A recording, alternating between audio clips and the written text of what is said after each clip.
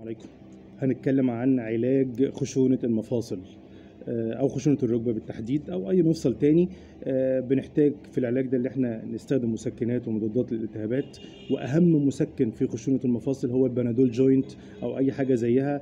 تركيز البارستامول فيه 665. ممكن برضو استخدم البروفين أو الكتافلام أو المسكنات العادية سواء أقراص أو دهانات. بستخدم الدهانات اللي بتسخن الجلد أو بتبرده سواء دهان أو إسبري، ده برضو بيساعد على تسكين الألم. بعمل بعض التمارين بالذات مع دكتور العلاج الطبيعي او انا اعرف التمارين دي ايه بالظبط تقوي لي العضله بتاعه المفصل.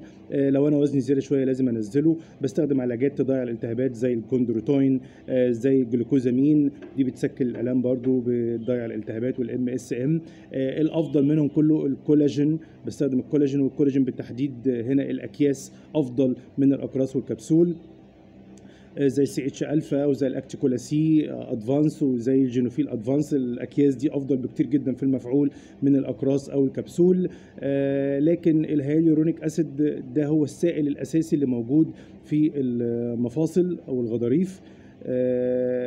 مش مفعوله وحش جدا في الاقراص وفي الاكياس، ولكن مفعوله ممتاز جدا جدا في الحقن. لما احقن حقنه في المفصل فيها هيالورونيك اسيد بتريحني، بتسكن الالم، وبتخلي الحركه افضل بكتير جدا. ممكن لمده 6 شهور، فممكن اخد الحقنه دي كل 6 شهور او كل سنه، بتساعد على ان الحركه تزيد. لا قدر الله لو كانت الادويه دي كلها مش نافعه، اخر حاجه الدكتور بيلجأ ليها هي الجراحه وتغيير المفصل، وبالشفاء ان شاء الله للجميع.